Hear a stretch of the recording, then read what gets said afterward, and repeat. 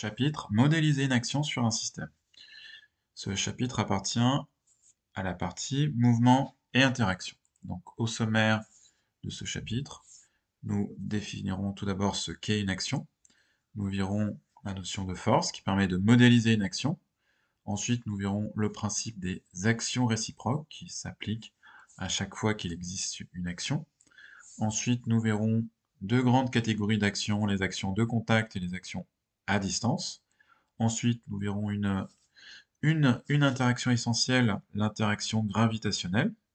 Ensuite, nous verrons un cas particulier de cette interaction gravitationnelle qui correspond au poids.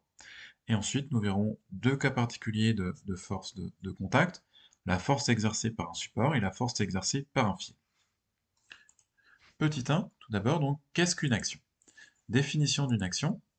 Il y a une action lorsqu'un système agit sur un autre système.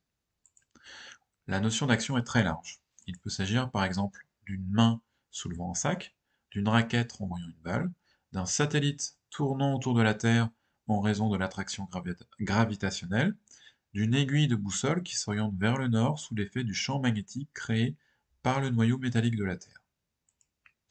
Lors d'une action, il y a toujours un système qui exerce l'action, qui est l'auteur, et il y a un système qui subit l'action, qui est la cible de l'action, qui est le receveur.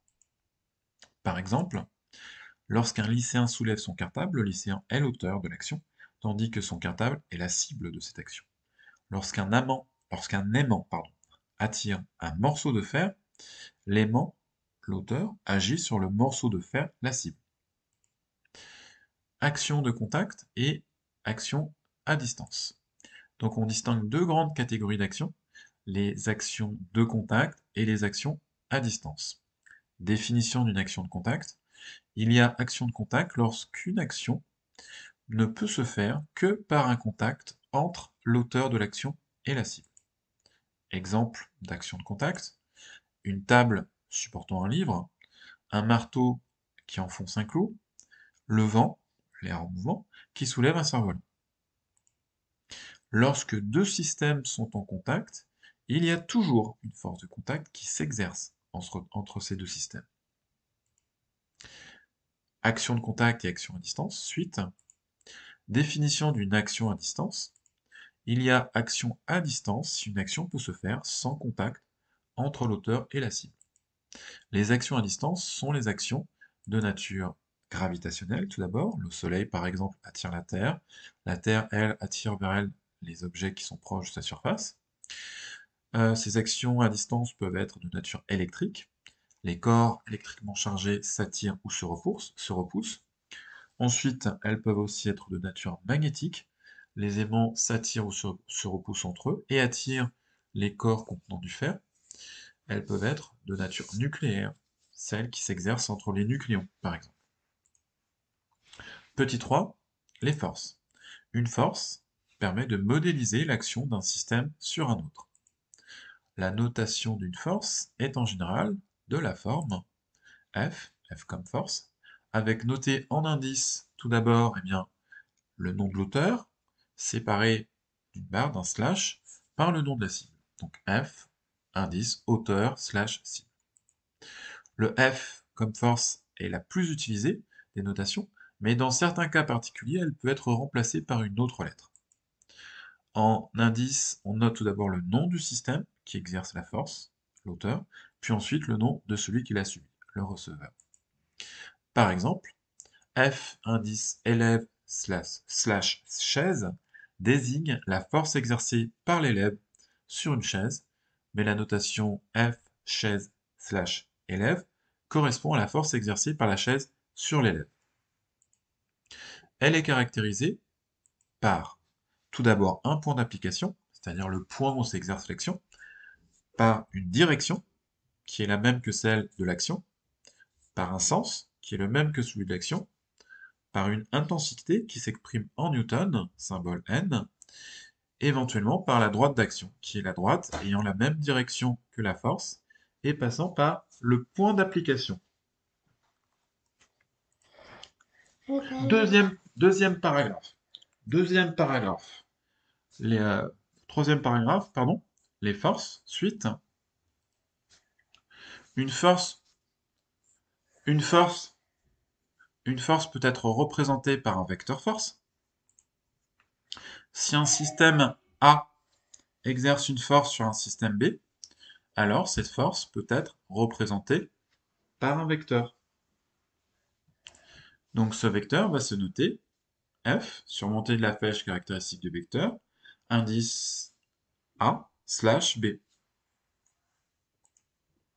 Ce vecteur a pour origine le point d'application de la force, la même direction que la force, le même sens que la force, a une longueur appelée norme proportionnelle à la valeur de la force. Paragraphe 4, petit 4, principe des actions réciproques. Ce principe est aussi connu sous le nom de troisième loi de Newton. Énoncé du principe des actions réciproques. Toute action d'un système A sur un système B s'accompagne d'une action du système B sur le système A, c'est-à-dire une action réciproque, qui a même direction, même intensité et sens opposé. D'après ce principe, à chaque fois qu'un système agit sur un autre système, il subit lui-même une action qui est l'opposé de celle qu'il exerce. Ce principe peut être aussi formulé en termes de force. S'il existe une force F AB exercée par un système A sur un système B, alors il existe aussi une force FBA exercée par le système B sur le système A, telle que la vecteur force FBA est égal à moins vecteur force AB. Puisque chaque action est accompagnée d'une action réciproque, on parle souvent d'interaction. Le terme d'interaction désigne une action et son action réciproque. Petit 5, interaction gravitationnelle. L'interaction gravitationnelle est l'interaction qui existe systématiquement entre deux systèmes possédant chacun une masse. La valeur de la force de gravitation qui s'exerce entre un système A et un système B est donnée par la loi universelle de gravitation qui s'exprime par la relation suivante. F, force exercée par A sur B, est égale à force exercée par B sur A, est égale à G majuscule fois MA fois MB divisé par D au carré. Donc, que signifient ces termes? F de A sur B est l'intensité de la force de gravitation en newton. G majuscule est la constante de gravitation universelle qui a pour valeur G égale 6,67 fois 10 exposant moins 11 newton mètre carré kilogramme moins 2. On indique parfois tout simplement 6,67 fois 10 exposant moins 1 unité du système international. MA est la masse du système A exprimée en kilogrammes. MB est la masse du système D et du système B, exprimée en kilogrammes également. Et petit d est la distance qui sépare le centre du système A et le centre du système B, exprimée en mètres. Petit 5, interaction gravitationnelle suite. La force de gravitation possède aussi une expression vectorielle. On peut l'écrire, vecteur force indice AB est égal à moins G fois MA fois MB sur D au carré, multiplié par vecteur minuscule U. Dans cette expression, le vecteur minuscule U est un vecteur dit unitaire, c'est-à-dire un vecteur dont la norme vaut 1, qui a même direction et même sens que le vecteur AB, c'est-à-dire le vecteur ayant pour origine le point A du centre du système A et pour extrémité le point B, centre du système B. Donc on peut représenter la situation de cette manière, avec le point A, le point B, la ligne en pointillé joignant les deux points. La force exercée par A sur B est une force attractive. Elle pointe de B vers A, donc on a représenté force, le vecteur force exercé par A en bleu, tandis que le vecteur unitaire, lui, eh bien, est orienté de A vers B et a une longueur de 1. En résumé, les caractéristiques de la force de gravitation exercée par un système A sur un système B sont les suivantes. Le point d'application correspond au centre du système B, plus précisément le centre de gravité. La direction de cette force, c'est celle de la droite AB qui joint les centres des systèmes A et B. Le sens de cette force, eh bien, elle va toujours du système B vers le système A. La force de gravitation est toujours attractive et son intensité est donnée par la loi de gravitation universelle, c'est-à-dire que F de A sur B est égal à G majuscule fois MA fois MB sur D au carré. Petit 6, le poids. Définition du poids. Le poids est la force exercée par un astre sur un corps proche de sa surface. Il résulte principalement de la force de gravitation exercée par cet astre. Le poids se note P comme poids. Le vecteur poids se note vecteur P et il s'exprime, comme toutes les forces, en newton, symbole N. Puisqu'il est une forme de la force de gravitation, on peut exprimer sa valeur à l'aide de la loi universelle de gravitation. P est égal à G fois la masse de l'astre qui exerce cette force, multiplié par petit m sur D au carré. Donc si le système étudié est à la surface de l'astre, alors la distance D qui sépare les centres des deux systèmes correspond au rayon RA de cet astre. Et l'expression du poids devient alors P est égal à G majuscule fois la masse de l'astre fois petit m fois RA au carré. Donc petit 6, le poids, suite. Dans cette expression, eh bien, on peut mettre en évidence une partie G fois M astre sur RA au carré, qui est une constante, qui est constante pour un astre donné, et qui correspond à un terme que l'on appelle intensité de la pesanteur, ou champ de pesanteur, et que l'on note petit g, g minuscule. Le poids s'exprime donc à l'aide de la relation habituelle, P est égal à M fois G, où M est la masse du système, en kilogrammes, G est l'intensité de la pesanteur en newton par kilogramme, P est le poids du système en newton, et petit g, l'intensité de la pesanteur, peut donc être calculée grâce à la relation petit g est égal à G majuscule, donc constante de gravitation universelle, multiplié par la masse de l'astre qui exerce la force de gravitation, divisé par RA au carré, le carré du rayon de l'astre qui exerce la force de gravitation. On peut avoir une expression vectorielle du poids. Vecteur P est égal à moins m fois g fois j, où j est un vecteur unitaire vertical.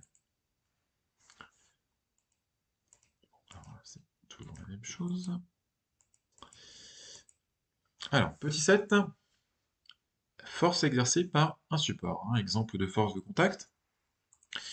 Donc, définition.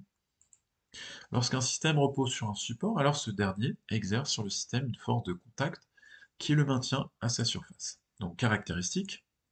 Le point d'application est le centre de la zone de contact entre le support et l'objet qui y repose. La direction est perpendiculaire à la surface de contact en l'absence de frottement et en l'absence de frottement. Orientation donc du support vers l'objet. Valeur, elle est égale au poids si le poids est la seule autre force subie par le système. La force exercée par un support est en général considérée comme la combinaison d'une composante perpendiculaire au support, notée R, qu'on appelle parfois réaction du support, et d'une composante tangente au support, qui correspond à une force de frottement, notée F minuscule. Petit 8, autre exemple de force de contact, la force exercée par un fil. La force exercée par un fil sur un système qui est suspendu a les caractéristiques suivantes. Le point d'application correspond au point d'attache du fil au système. La direction est celle du fil. Son sens va du système vers le fil. Et l'intensité est variable suivant la situation. Cette force est aussi appelée tension du fil et souvent notée T, T comme tension. Donc voilà, ce cours est terminé. Vous pouvez le retrouver la version numérique sur le site webphysique.fr. N'hésitez pas à poser des questions si vous en avez en commentaire. J'essaierai d'y répondre du mieux possible.